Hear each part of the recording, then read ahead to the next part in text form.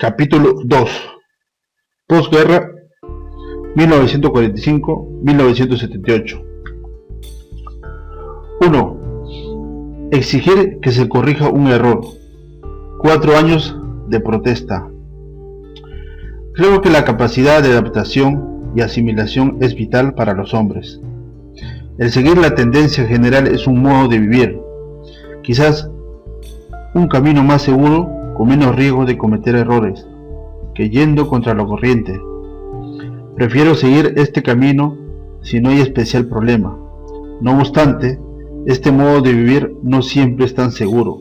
En tal caso, creo que es necesario ir por el camino que uno considere correcto, sin conformarse fácilmente. Después de la Segunda Guerra Mundial, al igual que todo Japón, la compañía eléctrica Matsushita volvió a abrirse paso entre innumerables dificultades. Nuestra compañía, que era una industria para la paz totalmente dedicada a la fabricación de aparatos electrodomésticos, durante la guerra, obligada por las Fuerzas Armadas, fabricó armas, barcos y aviones, y por ello fue designada como empresa bélica. Por eso, al comenzar a fabricar aparatos electrodomésticos, productos pacíficos, después de la guerra, tuvimos que suspender el trabajo por orden del ejército de ocupación. Además, nos designaron como una sociedad limitada. Todos los bienes de la compañía quedaron confiscados y la empresa se vio abocada a una reducción. Para colmo de males, nos incluyeron entre el grupo de consorcios financieros. Yo consideraba natural que las fuerzas de ocupación del país vencedor ordenaran y que los japoneses derrotados cumplieran las órdenes. Pero no creo que debemos cumplir cualquier orden incondicionalmente. Las fuerzas de ocupación no son dioses, sino seres humanos falibles y limitados en su entendimiento. Pensé que no debíamos aceptar órdenes equivocadas. Lo que no me convencía en absoluto fue el incluirnos entre el grupo de consorcios financieros. La designación del consorcio financiero por las fuerzas de ocupación era inevitable como país derrotado, ya que su objeto era quebrantar estos consorcios. Sin embargo, considerar la compañía eléctrica Matsushita como uno de ellos resultaba extraño, porque la idea de consorcio financiero correspondía más bien a los grupos gigantes como Mitsui, Mitsubishi, Sumitomo, Yasuda, Furukawa, de poderosa influencia, que habían controlado numerosas empresas durante muchas generaciones y movían, por supuesto, la economía japonesa, incluso la política. Precisamente por eso último, las fuerzas de ocupación recelaban de su poder y procuraron destruirlos. Sin embargo, la compañía eléctrica Matsushita, desarrollada paulatinamente desde un pequeño taller, era completamente diferente de estos consorcios financieros. Por eso, de haber existido una definición de consorcio financiero, difícilmente habría quedado incluida en ella nuestra compañía. Entonces, ¿por qué la designaron consorcio financiero? Fue un error debido a la impresión dada por los documentos de que la compañía eléctrica Matsushita tenía muchas empresas filiales, incluidas las que fabricaban barcos y aviones. A primera vista, era fácil confundirla con un consorcio financiero. En realidad, los barcos y los aviones eran de madera, y de estos últimos fabricamos solo 3. Pero el documento oscurecía la realidad y, considerándolos un consorcio financiero, sin más averiguaciones nos impusieron tal San Benito. Pero resignarnos ante esta designación equivocada sería equivalente a aceptar que se condene a muerte por asesino a un inocente. Después de meditar detenidamente, concluí que no debía aceptar esta designación equivocada. Los directores de 13 empresas designadas como consorcio financiero dimitieron de su cargo, pero yo no me rendí. De haber adoptado la actitud general, yo habría tenido que dimitir al igual que el resto de los directores, que no los secunde porque estaba totalmente convencido de que era injusta la designación dada a mi compañía. En cambio, protesté ante las fuerzas de ocupación y solicité que cambiaran la designación porque la consideraba errónea. Naturalmente no aceptaron tan fácilmente mi protesta, pero por nuestra parte no cejamos e insistimos una y otra vez. Durante más de 4 años repetí mi protesta unas 50 o 60 veces. Los documentos relativos crecieron hasta 5.000 páginas, con que probamos que la compañía no era un consorcio financiero. Como durante estos 4 años mis bienes personales estaban congelados, tenía que pedir permiso al ejército de ocupación hasta para pagar el sueldo de una criada. Mi situación económica era desastrosa y me vi obligado a seguir viviendo endeudándome con los amigos. A pesar de todo, no renuncié y continué la protesta sin desalentarme, y al cabo de 4 años y medio el ejército de ocupación me comprendió y nos libró del estigma de consorcio financiero. De haber renunciado al principio pensando que no podría vencer al ejército de ocupación, no sé qué habría pasado. Ciertamente yo no sería el mismo de hoy día y la compañía eléctrica Matsushita tampoco existiría. Yo estaba convencido de que el error, aunque fuera del ejército de ocupación, no tenía excusas y había que corregirlo. Es necesario juzgar con calma cuando nos enfrentamos a las dificultades, y si llegamos a una conclusión correcta, debemos porfiar a toda costa, aún arriesgando la vida. Transigir suele ser cómodo, pero así es difícil producir algo mejor. 2. Un impulso irresistible. ¿Por qué empecé PHP? PHP significa paz, felicidad y prosperidad. Las actitudes, actividades y modos de pensar de los hombres son innumerables. Algunos son positivos, otros, desgraciadamente, no tanto.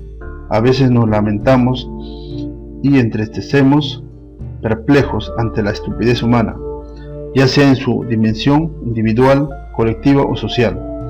Habrá casos en que sea irremediable resignarse, pero en otros tendremos que rechazar enérgicamente una actitud resignada. Al acabar la Segunda Guerra Mundial, la compañía eléctrica Matsushita disponía de varios materiales almacenados en cada fábrica. Usándolos, nos esforzamos en producir al máximo para la restauración de un Japón sumido en la desesperación. Naturalmente, los materiales disminuyeron velozmente. Al intentar reabastecernos, nos fue imposible. Por ejemplo, la industria siderúrgica no producía hierro porque el gobierno no había señalado aún las directrices pertinentes. Además, aún encontrando los materiales, había que superar una serie de obstáculos como falta de medios de transporte disponibles, falta de combustible, etc. En tales circunstancias, no eran pocos los que perdían el ánimo de trabajar, inseguros ante una situación económica tan calamitosa. Este caos bien podía considerarse inevitable, puesto que sucedía la derrota en la guerra y aparentemente justificaría el resignarse a ello, como de hecho hacía mucha gente. Sin embargo, yo me rebelaba a resignarme, siendo el gerente de una empresa de la que dependía el sustento de varias decenas de miles de personas. No me abandoné, pues, a una fácil resignación. Sabía que era completamente imposible superar esta situación inmediatamente, enfrentándome solo, pero sin esfuerzo no se conseguiría nada. Había que intentar algo, todo menos cruzarse de brazos. Pensé seriamente entonces. En Japón, todo el mundo desea, en primer lugar, los productos necesarios para la vida cotidiana, pero a pesar de este deseo común, los mismos japoneses toman una actitud que obstaculiza la producción. Debe de haber un error de fondo.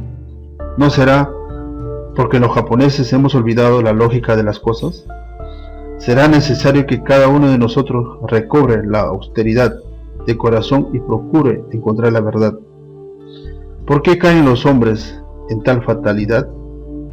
Los mismos que desean la prosperidad y buscan la paz, destruyen una y turban la otra. ¿Es esto una actitud innata en los hombres? ¿Por qué hacen guerras que acarrean tanta miseria y desgracia? Un simple pajarito vive tan feliz surcando el cielo y comiendo hasta saciarse. En cambio los hombres, los reyes de la creación, están muriendo de hambre por falta de alimentos, a consecuencia de una guerra provocada por ellos mismos. ¿Es este modo de vivir digno de los hombres? ¿Le estará vedado al género humano vivir en una situación más rica espiritual y materialmente? Al reflexionar me di cuenta de que en la raíz del problema está la naturaleza humana. El caos de la guerra y sus secuelas de miseria no son fenómenos naturales, sino obra nuestra.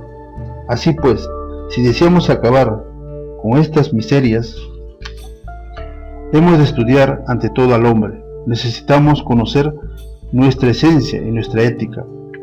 Cuando el problema llega a tal punto, escapa a mi alcance. Soy incapaz de solucionarlo por más que piense. Es menester que el mayor número posible de personas reflexione sobre la esencia humana, que recobremos el austero corazón de los japoneses y sigamos una filosofía correcta. Meditando sobre esto, se me ocurrió lanzar el movimiento de PHP, paz, felicidad, prosperidad. Consulté con otros y recibí confirmación y apoyo. Esto me tranquilizó, pero yo soy un simple electricista sin mayor formación académica ni conocimientos especializados. Por supuesto, en cuanto a una actividad social, no tengo ni conocimientos ni experiencia. Por eso, aunque se me ocurrió el movimiento PHP y recibí apoyo, vacilé dudando si mi capacidad sería suficiente para impulsar este movimiento. Sin embargo, al mismo tiempo me sentía espoliado porque percibía que no era el momento de vacilar, sino de empezar de todos modos, y me decidí a iniciar el movimiento PHP.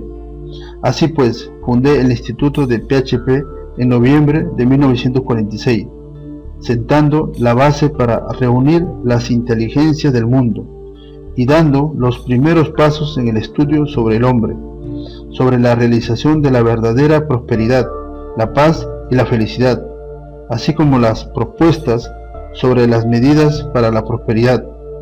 El movimiento de PHP, enfrentándose al principio con varias dificultades, no siempre marchó bien, pero afortunadamente hoy día, gracias al apoyo de numerosas personas, presenta una amplia gama de aspectos, como son la edición de la revista PHP en japonés, su edición en inglés, en español y una edición especial para Asia que supera ampliamente 1 millón de ejemplares, la revista mensual, Voice y monografías, además de las actividades del grupo de amigos de PHP, la celebración del seminario PHP, etc. 3. Formación del sindicato laboral. Al presidente se le permite dirigir un saludo. En general, el sindicato laboral y el empresario tienen aparentemente intereses opuestos, y así es en cierto sentido. Sin embargo, siempre he tenido la idea de que el desarrollo sano del sindicato es útil y deseable para la empresa. Recuerdo aún aquella ocasión en enero de 1946, cuando al formarse por primera vez el sindicato laboral en la compañía eléctrica Matsushita, asistí a la reunión general para dirigir unas palabras de felicitación. Entonces los empresarios no solían recibir con demasiado agrado la organización del sindicato laboral, sobre todo durante el periodo de ebullición democrática de la posguerra, en que por todas partes brotaban sindicatos que daban origen a movimientos bastante violentos. Muchos empresarios se sentían molestos frente a la formación del sindicato, porque aumentaban las exigencias de los empleados y se hacía más difícil dirigir los trabajos suavemente, o por lo menos las cosas no marchaban según el gusto de los empresarios. Por lo tanto, solo en raras ocasiones asistían a la reunión para celebrar la organización del sindicato. Por eso resultaba extraño que, siendo yo director, asistiera a la reunión con motivo de celebrarse la formación del sindicato laboral de Matsushita en enero de 1946. Yo sentía siempre una simpatía fraternal por mis empleados y esperaba de ellos un sentimiento recíproco. Pensaba pues que el nacimiento del sindicato era algo que yo debería recibir con los brazos abiertos. Al enterarme de que la Asamblea General para celebrar la organización iba a tener lugar en el salón de actos del Ayuntamiento de Nakanoshima, Osaka, el 30 de enero, espontáneamente pensé asistir y pronunciar unas palabras de felicitación como director, y así llegué al salón, abarrotado de gente. Al llegar el momento de las felicitaciones, yo también solicité la palabra. Creía que aceptarían mi solicitud con mucho gusto, pero inesperadamente me pidieron que esperara un poco mientras lo consultaban, y el presidente de la asamblea preguntó a todos los miembros si aceptaban mi solicitud. Me asombró y percibí profundamente el repentino cambio. Sin embargo, afortunadamente casi todos los miembros mostraron su conformidad con aplausos. Después de este procedimiento, subí a la plataforma y les dije: Japón está en un momento crucial para la restauración del país destruido. El nacimiento del sindicato laboral es muy deseable para reconstruir un Japón nuevo basado en una verdadera democracia, y quisiera felicitarles de todo corazón. Fundamentalmente, soy partidario del movimiento del sindicato, en el cual se decidirán muchos asuntos, entre los que habrá propuestas y peticiones a la compañía. Por mi parte, estoy dispuesto a aceptarlas si son útiles realmente para nuestro país, para el pueblo japonés y para ustedes. Naturalmente, si no son apropiadas, no podré hacerlo. Unamos nuestras fuerzas para llevar adelante la reconstrucción de Japón. Después de estas palabras, al bajar de la plataforma, estalló una salva de aplausos de todos los miembros que llenaban el salón de actos, probablemente porque les había dicho que aceptaría sus propuestas. Tal vez si mis palabras había resonado la sinceridad y había conseguido comunicar mi sentimiento a los empleados, creo que aquellos aplausos respondían a una emoción genuina.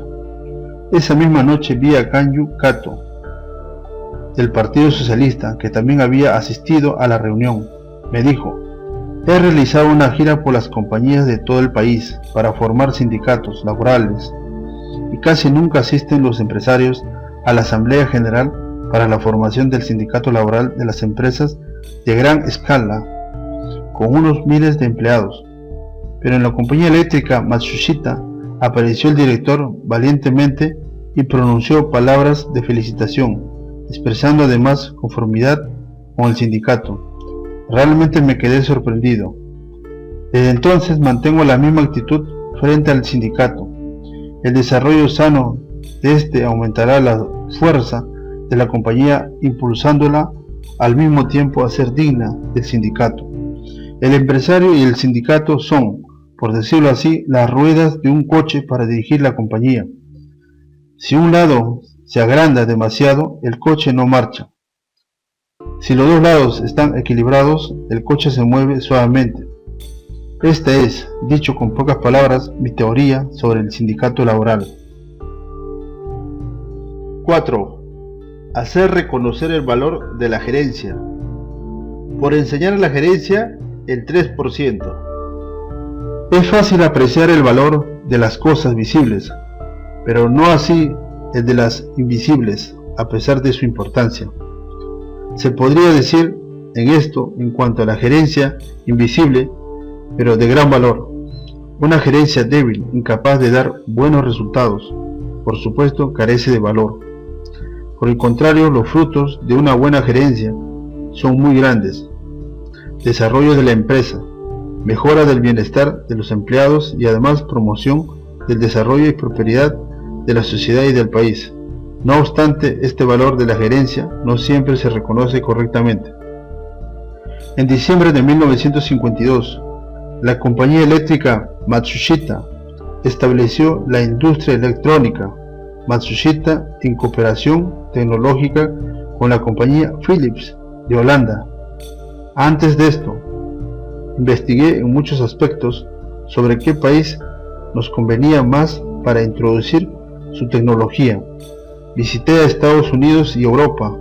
En Estados Unidos había una tecnología excelente, pero muy diferente de la de Japón por su escala, etc.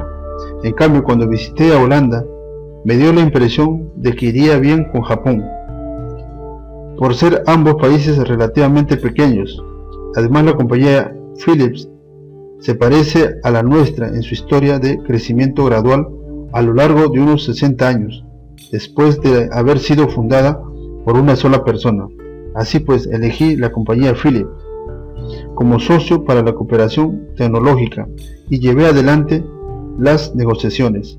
Sin embargo, hubo un gran problema: el precio de la asistencia técnica era excesivamente alto. Nos exigían pagarles un 7% de las ventas, mientras que otras empresas norteamericanas cobraban solo un 3%. O sea, teníamos que pagar más del doble. Philips alegaba que al cooperar con ella tendríamos más posibilidades de éxito y superior que con empresas norteamericanas. Ellos podían tomar una responsabilidad total porque habían obtenido excelentes resultados hasta ahora, como demostraban sus 48 fábricas establecidas por todo el mundo.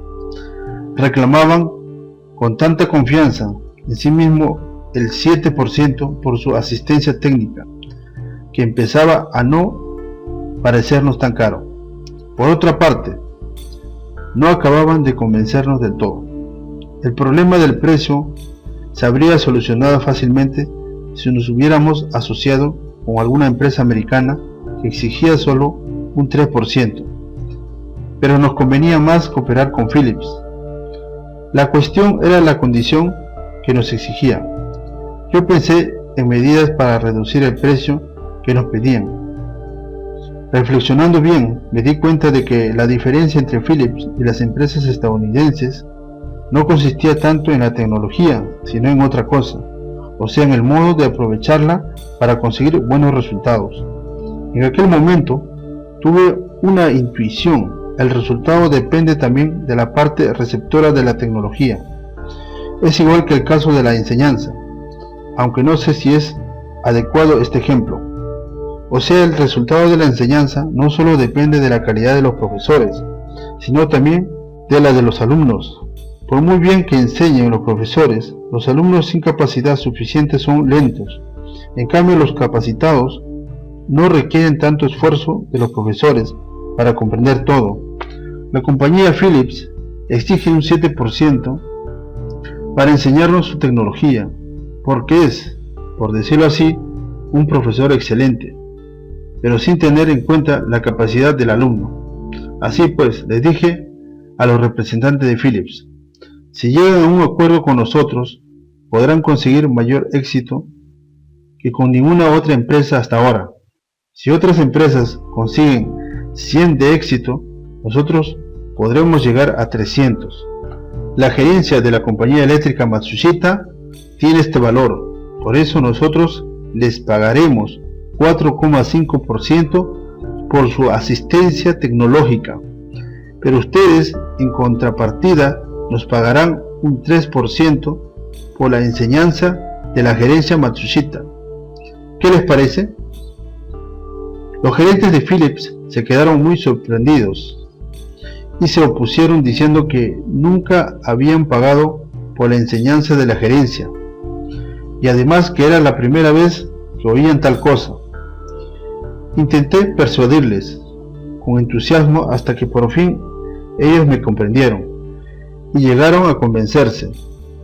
El asunto se quedó como yo había propuesto: 4,5% por la asistencia tecnológica de Philips y 3% por la enseñanza de la gerencia de Matsushita. Esto no es un simple regateo por el precio de la asistencia tecnológica.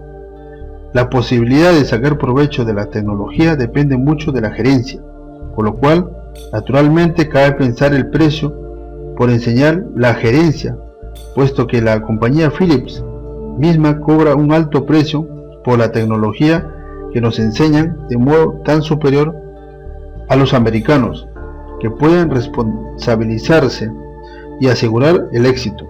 Así pues, naturalmente nosotros tenemos derecho a cobrar por enseñar una gerencia que permita obtener buenos resultados en las actividades empresariales tras introducir la tecnología de Philips. Hicimos que la compañía Philips reconociera la existencia del valor de la gerencia, aunque es invisible. Esto significaba, al mismo tiempo, que la compañía eléctrica Matsushita había prometido tal orientación de la gerencia, que merecía la pena cobrar hasta un 3% de la venta. Yo reconocía más que suficientemente la grave responsabilidad nuestra. Por otra parte, creo que la compañía Philips había venido observando la gerencia de Matsushita con rigurosidad y al mismo tiempo con esperanza. A través de las negociaciones para la cooperación con la compañía Philips, yo mismo pude descubrir el valor de la gerencia. Después, la industria electrónica Matsushita se desarrolló poco a poco, acumulando esfuerzos hasta llegar a ser la empresa número 1 entre todas las que han cooperado con Philips. 5. Quitado el barro, aparece el oro. Nos encargamos de Víctor. No siempre resulta fácil percibir el valor de las cosas, sobre todo cuando cubiertas de barro no se pueden ver desde afuera. Sin embargo, al ojo experto le es posible descubrir lo escondido bajo el barro. No es tarea fácil, pero creo que la experiencia, disciplina adquiridas durante largo tiempo, avesan al ojo y le permiten penetrar en lo oculto. En 1954, la compañía Victor de Japón pasó a ser una subsidiaria de la compañía eléctrica Matsushita. Dos motivos me impulsaron a encargarme de la gerencia de Victor de Japón. Primero, para evitar la entrada de capital extranjero. En aquel tiempo supe que la compañía Victor de Japón estaba en crisis y que después de intentos infructuosos de reunir fondos de otras compañías, iban a devolver su gerencia a RCA de Estados Unidos, que precisamente intentaban extender sus actividades a Japón. La compañía Victor de Japón fue fundada originariamente con capital perteneciente 100% a la compañía Victor de Estados Unidos. Después pasó a ser de RCA al absorber esta a la compañía Victor de Estados Unidos. Más tarde, al empeorar las relaciones entre Estados Unidos y Japón, RCA retiró todo el capital y la compañía T la compró. Durante la Segunda Guerra Mundial, las instalaciones de la compañía Victor de Japón, bombardeadas, sufrieron tremendos daños, quedando casi totalmente destruidas. Desde entonces, la compañía tuvo que seguir un camino espinoso. A pesar de la necesidad de ampliar el capital para cubrir el continuo déficit, la compañía T, incapaz de aportar fondos, dependía de un banco, que por ello poseía gran cantidad de acciones de la compañía Victor de Japón. No obstante, en 1952 hubo una reforma de la ley bancaria que prohibió a los bancos poseer acciones de las empresas, pero ninguna compañía, incluyendo la compañía T, quiso relevar al banco y aceptar la compañía Victor junto con su enorme lastre de deudas. Justo cuando pensaban devolvérsela a RCA, a falta de otra solución mejor, tuve noticia de esto. Si se lo hubiese devuelto a RCA, habrían entrado capital estadounidense y habría sufrido un rudo golpe la industria japonesa, poniéndola en grave peligro. Dado su estado débil e indefenso, muy diferente del de hoy día. Era de esperar que el sector industrial japonés cayese en gran confusión al entrar capital extranjero, y pensé que debía provenir tal catástrofe. Así pues, decidí encargarme de la gerencia de la compañía Victor de Japón, asediada por la crisis. Entonces, usted acepta la deuda de 500 millones, ¿verdad? Sí, la acepto, pero ahora mismo no hay dinero disponible. Durante algún tiempo, dejen las deudas en suspenso bajo mi responsabilidad. De acuerdo, en realidad yo apenas había visto aún la compañía y las fábricas de Victor. A pesar de eso, me atreví a encargarme de su gerencia. Cabría pensar que yo era un empresario muy imprudente, aceptando la gerencia de una compañía que no había visto suficientemente, pero muy amenazante que fuera la invasión del capital extranjero en Japón. Pero yo conocía el valor que contenía la compañía Victor de Japón, aunque no había visto sus fábricas. Este fue el segundo motivo que me hizo tomar la decisión. Pensé así: la compañía Victor está cubierta de barro y no se puede ver el oro que contiene, pero al quitarle el barro, el oro brillará. Merece la pena aceptar su gerencia, aunque no haya visto las fábricas. Efectivamente, RCA, cuya invasión temíamos, quiso comprar solo la marca de Victor por 300 millones de yenes, a pesar del déficit de 500 millones, pues, al igual que yo, conocía el valor de Victor de Japón. Al investigar sobre la compañía Victor de Japón, tras aceptar su gerencia, efectivamente hallamos una tecnología excelente, pero desaprovechada por culpa de una gerencia inadecuada. Envié 2 gerentes de la compañía eléctrica Matsushita para sacar a flote a Victor de Japón, que desde entonces se reconstruyó gradualmente y continúa desarrollándose vigorosamente, sacando provecho de la teoría de la gerencia de la compañía eléctrica Matsushita, así como de su excelente tecnología y sus propias experiencias. Así, quitado el barro que ocultaba su interior, quedó a la vista el oro. 6. Para ganar la carrera, 2 días de descanso semanal. Al intentar realizar algo, nunca faltan los problemas humanos. Sea la empresa que sea, no se puede comenzar nada sin tener en cuenta a los hombres. Dejando de lado los problemas humanos, no se podría realizar nada ni esperar ningún fruto deseable. La compañía eléctrica Matsushita decidió adoptar el régimen de 2 días de descanso semanal pensando en los problemas humanos. En enero de 1960 presenté como una meta de nuestra compañía el introducir 5 años después el régimen de 2 días de descanso semanal sin disminuir el sueldo. El régimen de 2 días de descanso semanal ya se realizaba en Estados Unidos, pero en Japón todavía no lo había adoptado ninguna empresa. ¿Por qué decidí la adopción del régimen de 2 días de descanso? Pensaba que a partir de entonces la competencia entre los países se intensificaría cada vez más, pues 3 años después se liberalizaría el comercio y Japón entraría en la lista internacional sin suficiente fuerza para competir con otros países. Caería en una situación miserable. Los productos electrodomésticos no iban a ser una excepción. De haber productos mejores en Europa o Estados Unidos, se podrían comprar libremente. Por tanto, Japón tendría que esforzarse para ganar como fuera en la competencia y poder sobrevivir. De lo contrario, las empresas japonesas se debilitarían hasta el punto de correr el peligro de ser aniquiladas. Hasta entonces, la competencia se limitaba al ámbito nacional, mientras que en el comercio libre habría que competir a nivel mundial con los fabricantes del mismo tipo. Japón no podía dejarse vencer.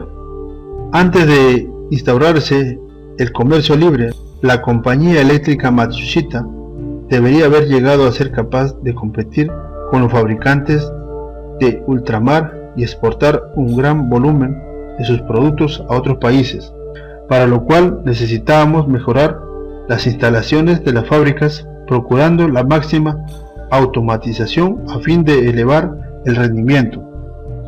Al reflexionar sobre qué aspectos serían los más importantes para poder competir con otros países, siempre surgía el problema humano, es decir, los empleados tendrían más trabajo diario, estarían tan ocupados que, por ejemplo, se verían obligados a disciplinarse para lograr hablar por teléfono en 1 minuto en vez de 3. La producción igualmente tendría que incrementar su rendimiento. Si uno trabaja durante 8 horas intensivamente, es natural que se canse, lo cual afecta adversamente tanto a la salud como al rendimiento del trabajo.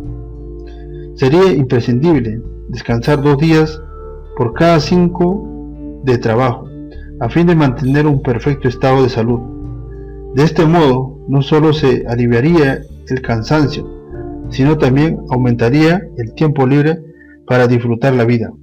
Por entonces, en Estados Unidos, con producción per cápita varias veces superior a la de Japón, las actividades económicas se desarrollaban con gran pujanza y la mayoría de la gente disfrutaba de 2 días de descanso.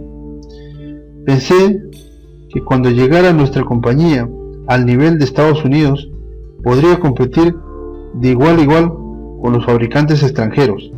Así pues, decidí anunciar a mis empleados como línea fundamental de la compañía la adopción del régimen de 2 días de descanso semanal, 5 años después, sin que esto supiera una disminución de los salarios, sino más bien un aumento respecto a las compañías japonesas similares. El plan, al ser conocido, tuvo una gran repercusión y suscitó intensas posturas en pro y en contra. Inicialmente el sindicato laboral se opuso, pues a pesar de ser algo positivo para los trabajadores, parecía no comprenderlo. Sin embargo, yo estaba seguro de que la adopción del régimen de 2 días de descanso favorecería sin duda a los empleados, y se lo expliqué con paciencia. Por fin, 4 años más tarde, los empleados llegaron a comprenderlo, y el sindicato comenzó a tratarlo positivamente. Eso supuso un gran retraso, ya que de los 5 años planeados como época de transición, solo nos quedaba poco más de 1 año y la preparación resultó insuficiente. Me preocupaba, pues, por las consecuencias de la demora, pero por fin se pudo instaurar el régimen de 2 días de descanso semanal a partir de mayo de 1965 y el resultado creo que ha sido positivo, aunque no podría considerarlo ideal. 7. Hacer posible lo imposible. Reducción del costo en un 20%. Nunca podremos realizar algo mientras lo consideremos imposible. Sin embargo, si en contra de todas las apariencias nos esforzamos intentando hacerlo posible, con frecuencia lograremos realizarlo. Si reflexionamos en el hecho de que los hombres han logrado volar e incluso llegar a la luna y volver, considerar imposible una tarea por algo de poca monta, resultaría en aplastar la asombrosa capacidad humana. Por consiguiente, al enfrentarnos en una dificultad, no debemos huir, sino luchar valientemente para superarla. Así se descubre alguna inteligencia o fuerza latente que nos permite obtener éxito o ayudar a otros a alcanzarlo. Creo que fue en 1961 cuando, al ir a la compañía industrial de comunicaciones Matsushita, tropecé con una reunión de los ejecutivos. ¿Para qué es la reunión de hoy?, pregunté. Me contestaron con preocupación. La compañía Toyota nos pide una tremenda reducción de precios. Me informaron que la petición consistía en bajar inmediatamente en un 5% el precio de los receptores de radio para automóviles que compraban de la compañía industrial de comunicaciones Matsushita. Pero había más. Toyota pedía que en los próximos 6 meses la reducción total llegara a un 20%. Toyota nos hizo esa petición tan drástica porque en aquel tiempo se enfrentaban con la liberalización del comercio y los coches japoneses. A causa de su precio más elevado, no eran competitivos con otros modelos extranjeros como lo de Estados Unidos. La industria japonesa del automóvil amenazaba de llegar a arruinarse, estaba procurando por todos los medios bajar el costo y por eso nos pidieron colaborar reduciendo en un 20% el precio del receptor de radio. Tal vez esto hoy día resulte sorprendente a quien solo conozca la fama reciente de los coches japoneses, pero por entonces Japón se encontraba en una situación más difícil que otros países. Puesto en antecedentes, seguí preguntando: ¿cuánto ganan ustedes ahora con los receptores? Solo el 3%. Es poco. El 3% de ganancia es ya de por sí problemático. Y para colmo nos exigen reducir hasta el 20%. Ah, qué problema. Precisamente por eso estamos aquí reunidos. Por muy efectivo que fuera reunirse, ese problema no se solucionaría tan fácilmente. Al bajar un 20%, el 3% de la ganancia actual se convertiría naturalmente en un déficit del 17%. Cualquiera consideraría esta petición irrazonable y absolutamente inaceptable. Por eso rechazar el plano de la petición de Toyota diciendo simplemente que es imposible sería un modo de solucionarlo. Y desde luego, atendiéndose solo al sentido común, se denegaría. Por otro lado, sin llegar a un rechazo absoluto, se podría intentar negociar el porcentaje de la reducción. Sin embargo, el considerarlo imposible en principio es una actitud poco inteligente. Por tanto, descarté la imposibilidad y reflexioné profundamente poniéndome en la situación de la compañía Toyota, teniendo presente el trasfondo de esta petición. Vi que la compañía eléctrica Matsushita, si estuviera en la misma situación afectada por la liberalización del comercio, haría una petición similar. Los ejecutivos de nuestra compañía estaban sorprendidos ante esta petición tan difícil, pero en Toyota habría mucha más preocupación, esforzándose día y noche por conseguir la reducción de costos, a fin de mantener y procurar desarrollar la industria japonesa del automóvil. Por tanto, consideré inadmisible el quedarse perplejos frente a la petición de la compañía Toyota, y decidí que debíamos intentar por todos los medios reducir el costo, sin rechazar la petición tachándola de imposible. Ahora bien, respecto al modo de realizar la reducción, tendríamos que replanteárnoslos desde la primera etapa. Los productos actuales, evidentemente, no se podrían bajar hasta un 20%. Así pues, les indiqué lo siguiente: hay que mantener la calidad y el diseño externo, como Toyota exige. Observando esta condición, se podría transformar por completo el diseño interno. Vamos a intentar pues un cambio drástico y radical para poder conseguir ganancias aún con el 20% de reducción. No importaría perder algo temporalmente hasta que se perfeccione el nuevo módulo. No es cuestión de negociar la reducción de precio, sino que debemos aceptar la petición de Toyota como un clamor público para mantener el desarrollo de la industria japonesa. Vamos a lograrlo a toda costa. Al transcurrir poco más de un año desde estas recomendaciones mías, pregunté cómo había quedado aquel asunto. Me dijeron que aunque había reducido de acuerdo con la petición de Toyota, las ganancias obtenidas eran adecuadas. Gracias a este enfrentamiento o la negociación sobre la reducción de costo, surgió una revolución. O sea, la compañía industrial de comunicaciones Matsushita logró un éxito al mejorar radicalmente el producto a base de un gran esfuerzo. Creo que esta es una actitud correcta ante los negocios. Si las dificultades las consideramos imposibles, nos abandonaremos al derrotismo en los negocios y en cualquier otra actividad. Pensando positivamente que si es posible, nos plantearemos cómo lograrlo. Seremos capaces de llevar a cabo empresas aparentemente inviables y nos enriqueceremos a nosotros mismos en el proceso de la lucha. A mi parecer, esta actitud es vital al tomar una decisión. 8. mi mutis, paso de director a presidente. No es fácil saber retirarse a tiempo. A veces la necesidad nos obliga a tomar tal decisión. En otras ocasiones decidimos después de juzgar por nosotros mismos. En 1961 me retiré de director y pasé a ser presidente, pues me pareció el momento apropiado de hacerlo. Desde hace tiempo venía pensando retirarme en algún momento oportuno. De no haber sido así, no habría podido tomar esta decisión tan fácilmente. Fue durante la guerra cuando por primera vez consideré en mi retiro. Estimé que los 50 años que entonces cumplía constituían un hito apropiado para ser relevado del cargo de director.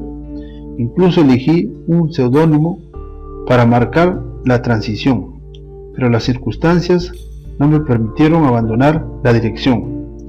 Durante la guerra, como he referido anteriormente, la compañía eléctrica Matsushita trabajaba para el ejército y por tanto no pude retirarme, ya que yo era el responsable.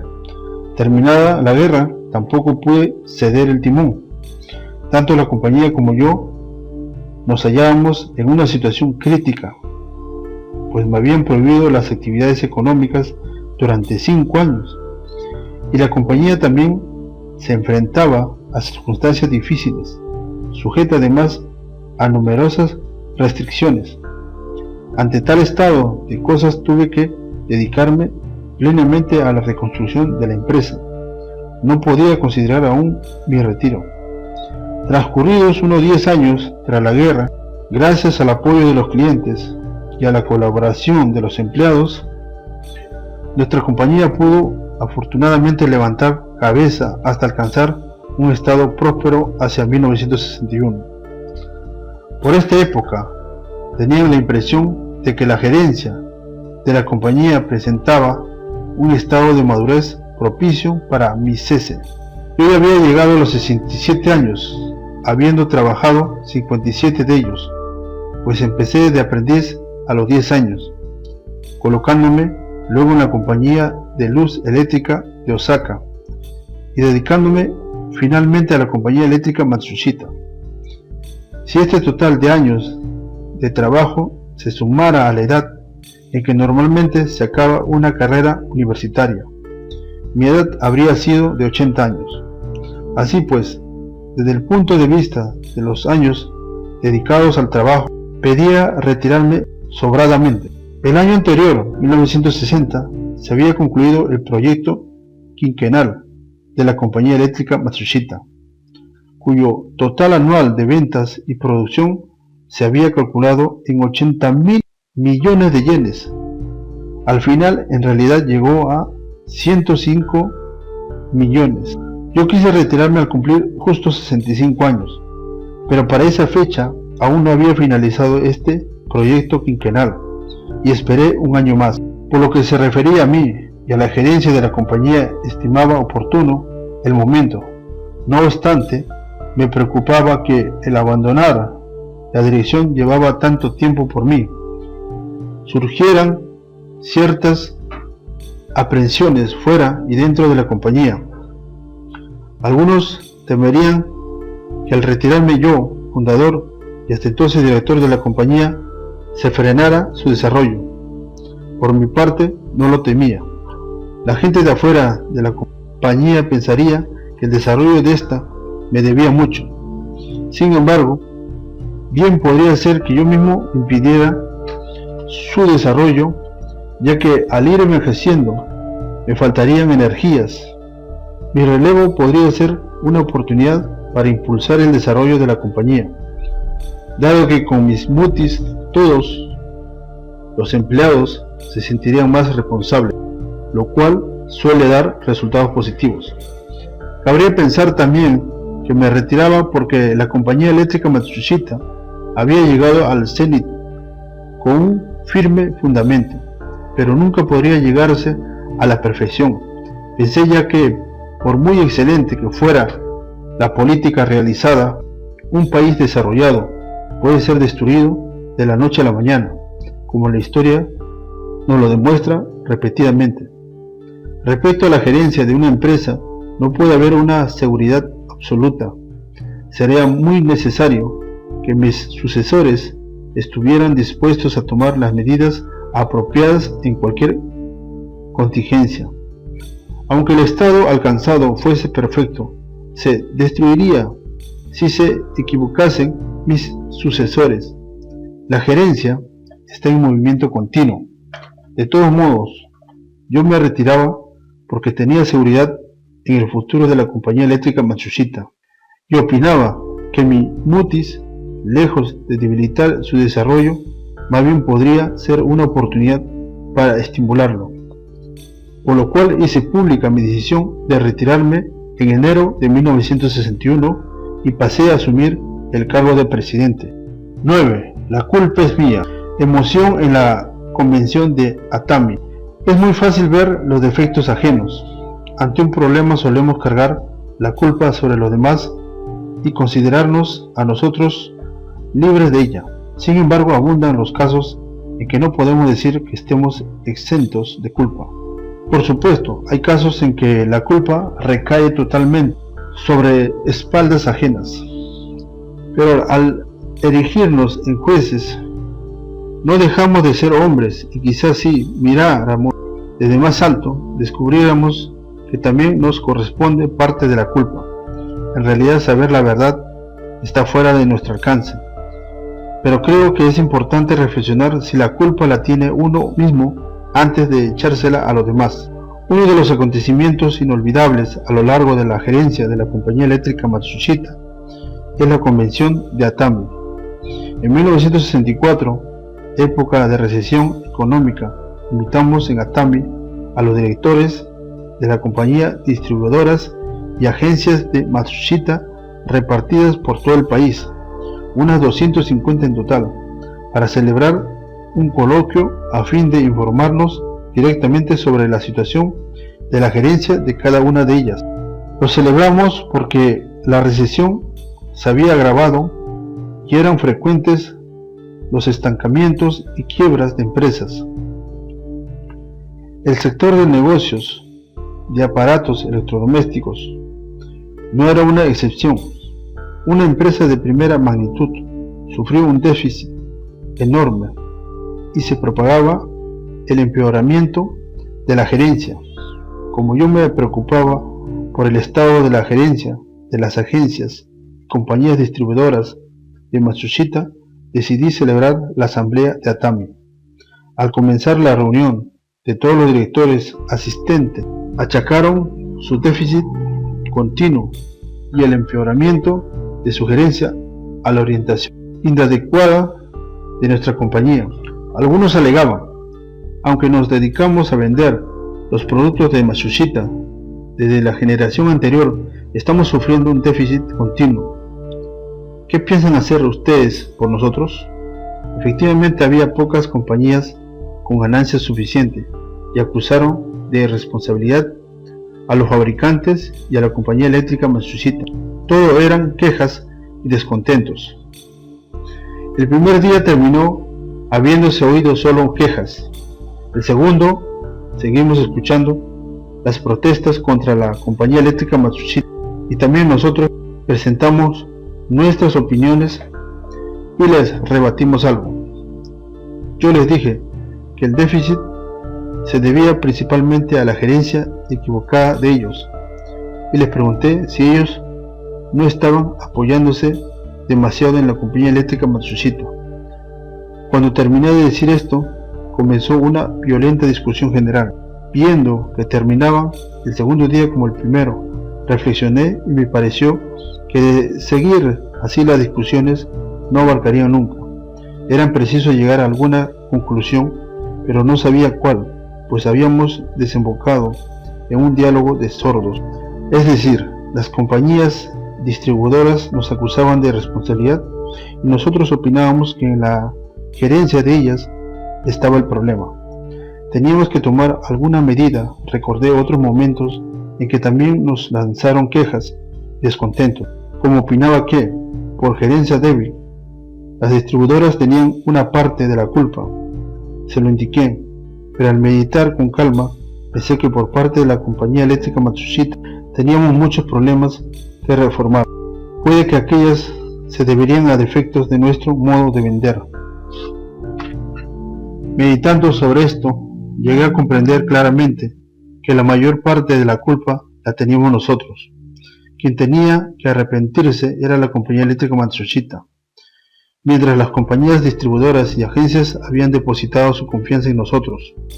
Sin apercibirnos, nos habíamos ensoberbecido. Aquí estaba la raíz de aquella difícil situación.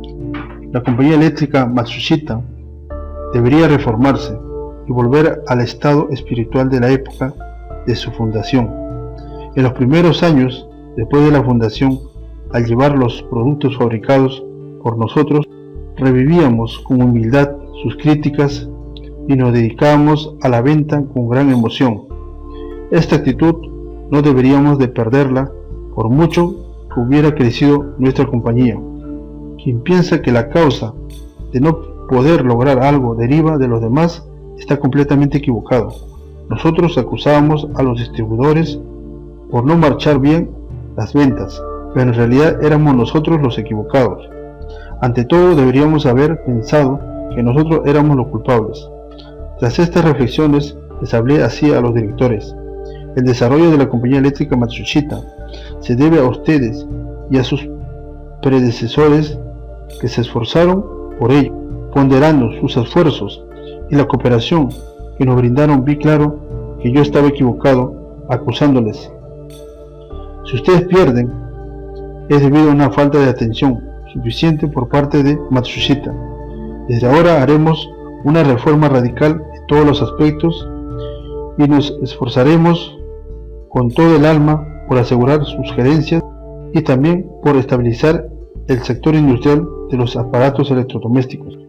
En ese momento recordé la época en que nuestra compañía empezó a vender las primeras bombillas fabricadas por nosotros y hablé sobre ello.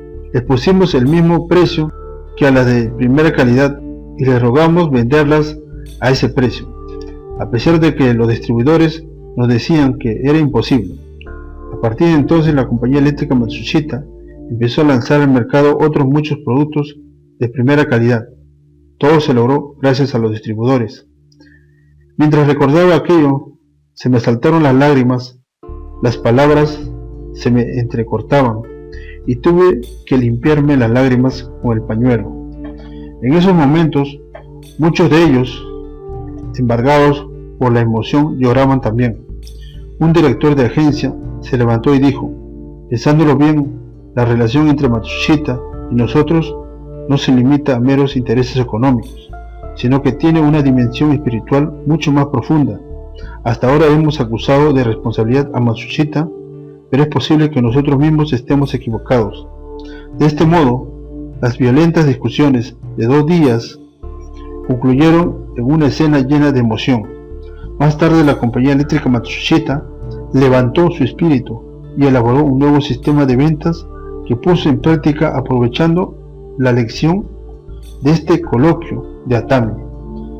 En consecuencia, tanto los distribuidores como las agencias poco a poco fueron presentando un estado de agencia favorable.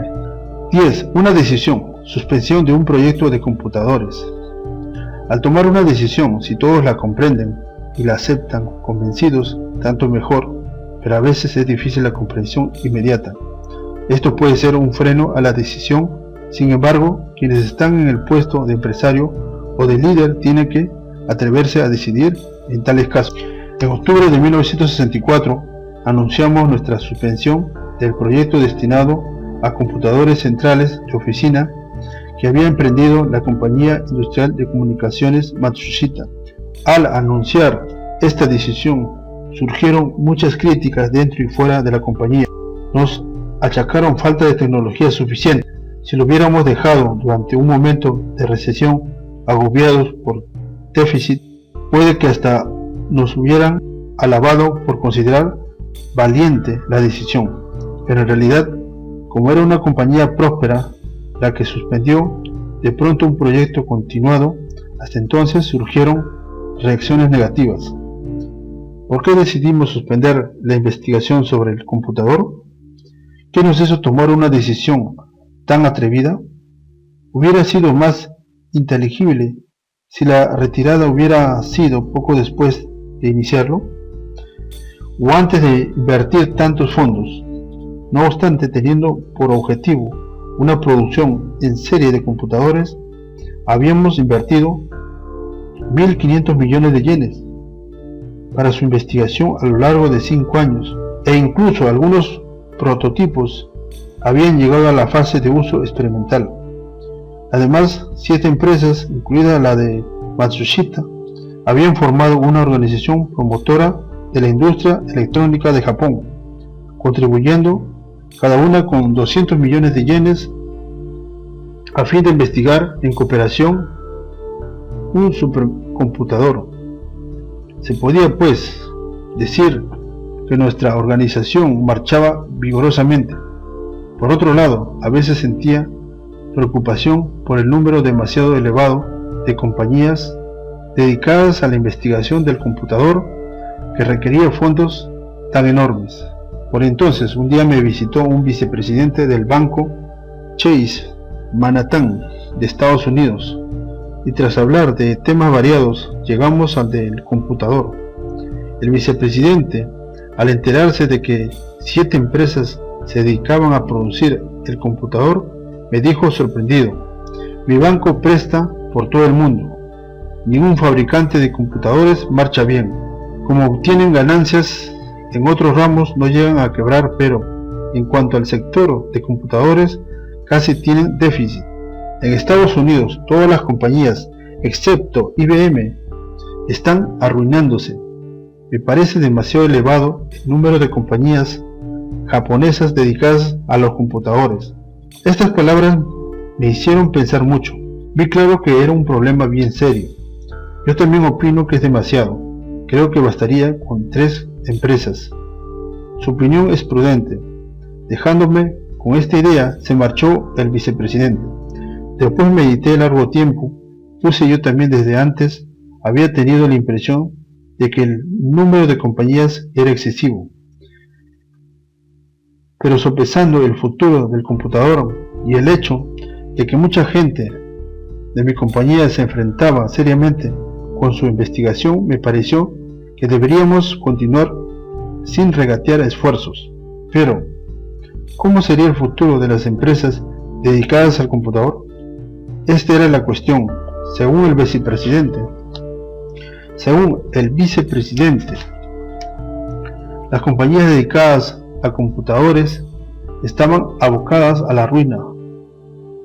Si nos ateníamos a la situación financiera de las empresas que habían recibido préstamos del banco, probablemente su juicio era acertado. A pesar de que las empresas dedicadas a computadores no marchaban bien, en Japón había nada menos que 7.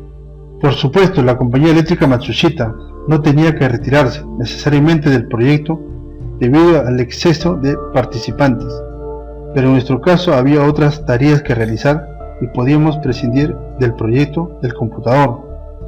Por tanto, deberíamos retirarnos, y concluí tomando la decisión de desligarnos. Respecto a esta decisión, hubo muchas críticas, como mencioné al principio, pero las soporté sin quejas. Más tarde, los grandes fabricantes de computadores de nivel internacional como GE, RCA, Siemens se retiraron uno tras otro, y en Estados Unidos el mercado de computadores está copado por IBM. 11. Preparándose para el siglo XXI. Elección de un director joven. Solemos estar prisioneros de lo inmediato y miopes respecto al cambio social y las grandes corrientes de los tiempos, por lo cual nos encontramos desprevenidos ante las dificultades. Debemos sortear continuamente el futuro sin dejar mirar lo inmediato. En enero de 1977, Toshihiko Yamashita tomó el cargo de director de la compañía eléctrica Matsushita. Su elección fue precisamente el resultado de dirigir la mirada hacia el futuro de la compañía en el siglo XXI. Desde hace mucho tiempo yo venía pensando sobre el porvenir de Japón y del mundo. Por supuesto, no pretendo dármelas de futurólogo, ni mucho menos, simplemente a mi manera trataba de comprender las tendencias y cambios sociales, basándome más bien casi en la inspiración al meditar sobre el porvenir del mundo. Pensé que la prosperidad del mundo ha venido desplazando su centro de un lugar a otro a lo largo de la historia. Es decir, en tiempos remotos prosperaban Egipto y Grecia, luego pasó a Europa, empezando por Roma, después a Estados Unidos, y a finales del siglo XX ya se vislumbra un nuevo desplazamiento. Ahora bien, ¿en qué parte del mundo se formará el próximo centro de prosperidad? Creo que surgirá en Asia. En vez de volver a Europa y el Oriente Medio, especialmente China y Japón formarán el foco de la prosperidad del siglo XXI. Si fuera así, Japón debería disponerse a aceptarlo. El pueblo japonés debería formar el núcleo de la prosperidad, tomando cada uno conciencia de ello. Y la compañía eléctrica Matsushita también debería procurarlo a la cabeza de todos. Ahora la cuestión consiste en determinar cómo debe ser la compañía eléctrica Matsushita para que Japón constituya el núcleo de la prosperidad del siglo XXI. En 1978, la compañía eléctrica Matsushita cumplió 60 años, desde su fundación, edad en que, por completarse el ciclo del zodiaco oriental, se considera que renacen los hombres. Por tanto, la compañía eléctrica Matsushita estaría en el momento de renacer. Respecto a la situación de la sociedad japonesa, en que está inmersa a la compañía eléctrica Matsushita, a pesar de haber conseguido abundancia material, se ve vacío espiritual y están surgiendo problemas indeseables unos tras otros. En tales circunstancias, para que la compañía eléctrica Matsushita avance hacia el siglo XXI, debería revivir sus orígenes y descubrir una dirección nueva con el espíritu primigenio. Me pareció muy necesario que diéramos un paso nuevo, renovando el ambiente de la compañía. De este modo, se revela una actitud apropiada de la compañía eléctrica Matsushita, para que Japón sea el núcleo de la prosperidad del siglo XXI. Justo cuando les daba vueltas a estas ideas, el presidente tuvo que retirarse por motivos de salud. Por ello, el presidente pasaría a consejero, y el cargo del presidente lo asumiría el director, quedando por tanto vacante la dirección. Cualquiera de los 4 subdirectores tenía capacidad para actuar como director. No obstante, en ese momento pensé que necesitaríamos un nuevo director a fin de que pudiera trabajar al menos 10 años preparando la entrada en el siglo XXI, pues se tardará bastante tiempo en elaborar proyectos concretos, innovadores, realizarlos y sacar ciertos frutos. Expuse al presidente y al director mi idea sobre la elección de un nuevo director y, puestos de acuerdo, decidimos elegirlo teniendo en cuenta dichas condiciones. Reflexionando bien, este modo de elegir al director se desviaba del cauce normal. Generalmente se eligen entre los subdirectores a los que les siguen, por tanto era de esperar que surgieran bastantes críticas sobre nuestro modo de elegir al nuevo director. De estar en tiempos normales, sería conveniente seguir el modo normal de elección. Sin embargo, encontrándonos atravesando esta época de grandes transformaciones en que la compañía eléctrica Matsushita se encamina hacia el siglo XXI, deberíamos adoptar también una manera apropiada para este objetivo. Se liberalizaron enormemente las condiciones para ser candidato, ofreciéndoles la posibilidad de ser elegido incluso a empleados de rango subalterno, aunque naturalmente dando preferencia a los ejecutivos. De este modo, elegimos al señor Yamashita. Ya han pasado 6 años desde que asumió el cargo de director. Al principio se sorprendió mucho al encontrar que el trabajo de director era más ajetreado de lo que esperaba.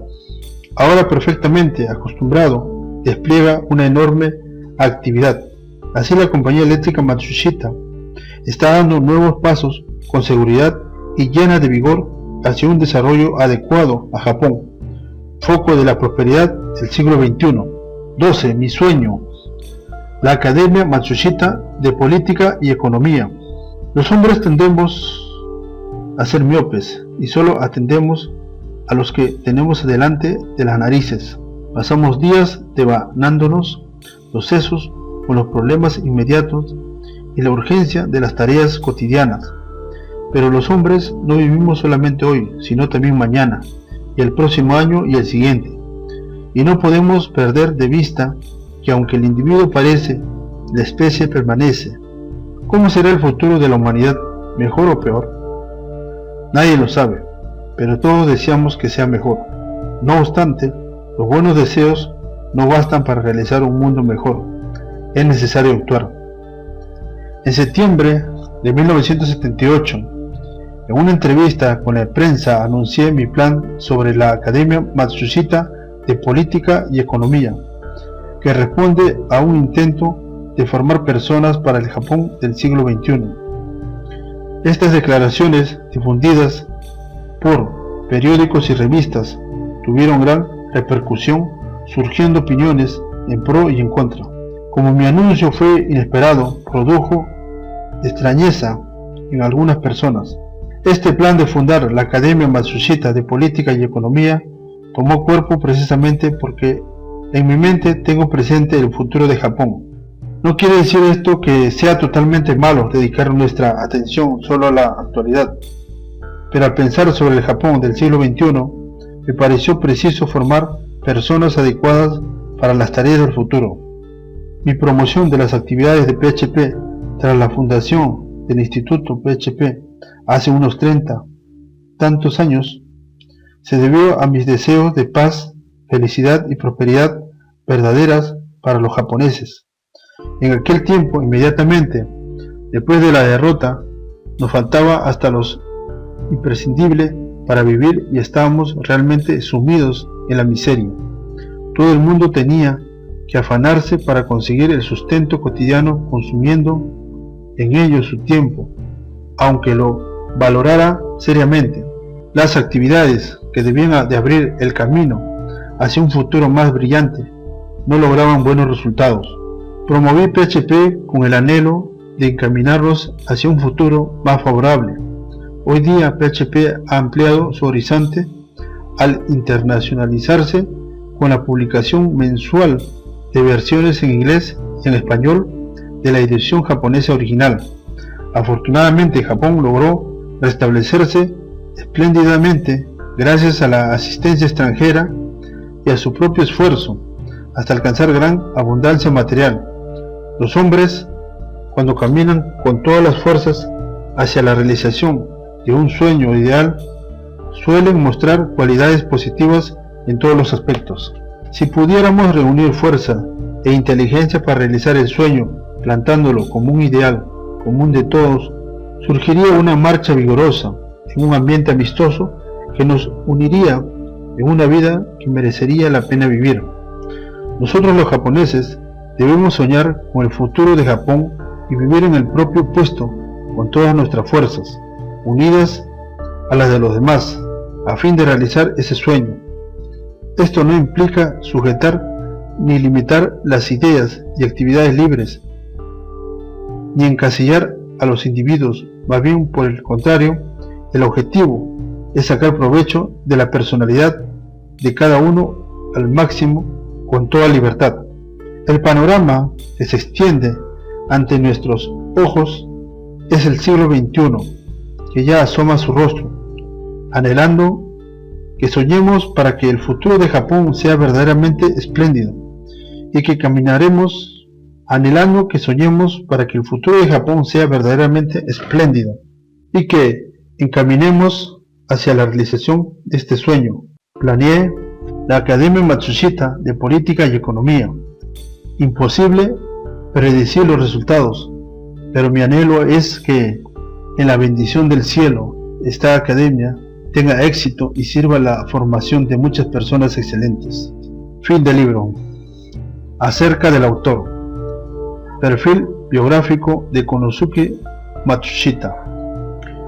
El 27 de noviembre de 1894 nació en la provincia de Wakayama Konosuke Matsushita, el octavo hijo de una familia de agricultores. 4 años más tarde, el padre, tras fracasar en la especulación del arroz, se ve obligado a vender el patrimonio familiar y se traslada con su familia a la capital de Wakayama. A los 10 años de edad, Konosuke abandona los estudios elementales en cuarto curso, se marcha a Osaka y se coloca en una tienda de braseros donde solo pasa unos meses. Entra luego en una tienda de bicicletas y en ese mismo año, 1905, queda huérfano de padre. Continúa en la tienda de bicicletas durante 6 años. El interés despertado en él por la electricidad, por entonces en proceso de rápida difusión, le impulsa a cambiar de trabajo. Logra su deseo colocándose en la compañía de luz eléctrica de Osaka como aprendiz de instalaciones en 1910. Al año siguiente, ya con 17 años, pasa a ser el más joven encargado de instalaciones. 2 años después de la muerte de su madre, Konosuke, ya con 21 años, establece su propio hogar, celebrando su matrimonio con Mumeno Yue. A los 23 años asciende a inspector, se absorbe en la mejora de un portalámparas y decide dirigir una compañía autónoma. Tras 6 años de empleo deja la compañía de luz eléctrica de Osaka y un mes más tarde, junto con 2 amigos de la misma compañía, comienza la fabricación de su portalámparas. Las ventas no van bien y los 2 amigos abandonan el proyecto 3 meses más tarde. Su cuñado Tosho Yue, posteriormente fundador de la compañía eléctrica de Sanyo, los sustituye. El 7 de marzo de 1918 funda la fábrica de aparatos eléctricos Matsushita en Osaka. Inventa un enchufe para 2 lámparas y comienza su fabricación y venta. 5 años más tarde diseña unos faros para bicicleta que, tras unos meses de venta nula, tienen un éxito explosivo. Comienza la fabricación y venta de planchas y estufas eléctricas tras establecer el departamento de calor eléctrico en 1927. 2 años después siguen mesas de camilla eléctricas. Por entonces se encuentran la economía mundial en recesión tan grave que parece exigir una reducción del 50% del personal. Konosuke Matsushita supera la crisis sin despidos, reorientando parte de la energía hacia las ventas en lugar de la producción. En 1932 expone Matsushita a sus empleados sus ideas sobre la misión de la empresa y decide designar el 5 de mayo como el día de conmemorativo de la fundación. El año siguiente lo dedica a expansión, a reorganización, construyendo una nueva oficina central y una serie de fábricas en el barrio de Kadoma, en Osaka, e instaurando el sistema de divisiones empresariales. Pasados 2 años, reorganiza la fábrica de aparatos eléctricos Matsushita y establece la Sociedad Anónima Industrial Eléctrica Matsushita. Al mismo tiempo adopta el sistema de subsidiarias. En 1940 se celebra la primera asamblea para exponer los principios de la gerencia, que desde entonces sigue realizándose anualmente. Japón está en guerra y a petición del ejército, Matsushita establece en 1943 compañías para construir barcos y aviones de madera. El 15 de agosto de 1945 acaba la guerra. Al día siguiente reúne a los ejecutivos y demás responsables para anunciar la vuelta de la compañía a la producción civil, abandonando la de armamentos. El año siguiente se forma el sindicato laboral de la compañía eléctrica Matsushita. Las fuerzas de ocupación designan al grupo Matsushita como consorcio financiero y restringen sus actividades, estado en que continúa el grupo hasta 1949, tras numerosas gestiones de protesta. El 3 de noviembre del mismo año, de inauguración del Instituto de Gerencia y Economía, que el 28 del mismo mes pasa a ser el Instituto PHP, siglas en inglés de paz, felicidad y prosperidad, basado en las aspiraciones humanistas de Konosuke Matsushita, intensificadas por la experiencia de la guerra. En marzo de 1947 aparece la primera edición de la revista PHP en japonés con una tirada de 10.000 ejemplares. En 1949, Konosuke Matsushita llama la atención sobre la crisis de la gerencia. Las deudas se han ido acumulando hasta alcanzar 1.000 millones de yenes. En aras de la racionalización, permite por primera vez la jubilación voluntaria. Por fin, en 1950, queda libre de las restricciones impuestas por las fuerzas de ocupación y la gerencia logra superar la crisis. Siguen varios viajes a Estados Unidos y Europa. Entre sus frutos cabe destacar la cooperación tecnológica de la compañía Philips de Holanda. En 1956 expone un ambicioso proyecto quinquenal cuya meta es alcanzar 80.000 millones de ventas y producción, la cual se logra superar ampliamente en 1960, año en que se adelanta a su época proponiendo introducir la semana laboral de 5 días, lo cual se realiza 5 años más tarde según el proyecto.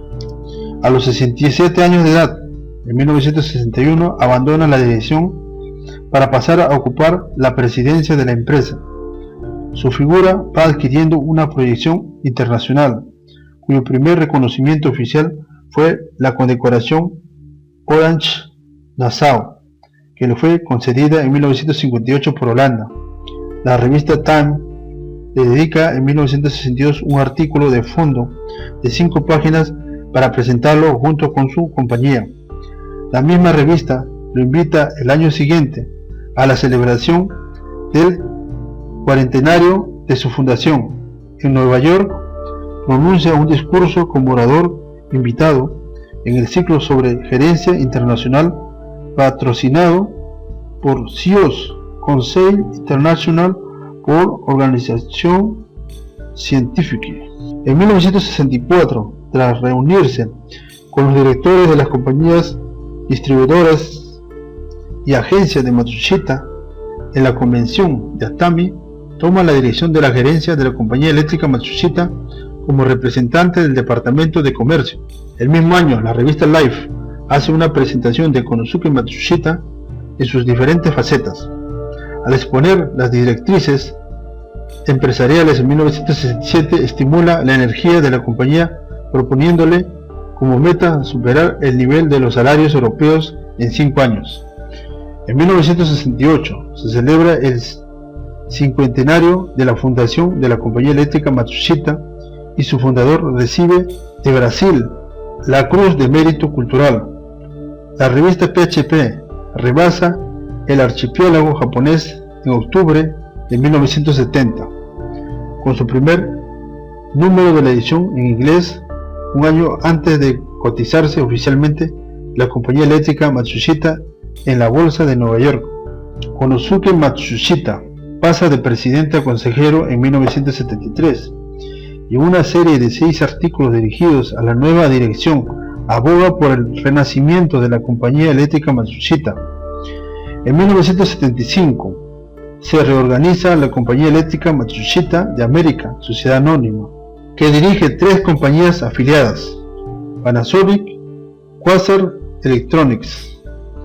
Visita Estados Unidos nuevamente en 1976 tras un lapso de 13 años y participa en el desfile del Festival japonés durante la celebración del bicentenario de la fundación del país. Con ocasión del 60 aniversario de la fundación de la compañía eléctrica Matsushita en 1978, vuelve a infundir entusiasmo, propugnando un desarrollo superior dentro de 60 años. Un año después se establece la Academia Matsushita de Política y Economía, con el objeto de formar dirigentes en todos los campos para enfrentarse con el siglo XXI. Malasia le otorga la condecoración Panglima Munku Negara y el título de Tan Shi. En este mismo año, a los 85 de edad, hace su primer viaje a China. En 1982, el Instituto Internacional PHP publica la versión en inglés de su obra Touch on Man, Pensamientos sobre el hombre. Konosuke Matsushita poco después insiste en la necesidad de que Japón encuentre su camino siguiendo criterios propios a fin de poder asumir su papel de líder. En 1983, el gobierno de España le concede la encomienda de la Orden del Mérito Civil, entre otras razones, por publicar la edición en español de la revista mensual PHP. Falleció el 27 de 1989 a los 94 años a causa de una neumonía.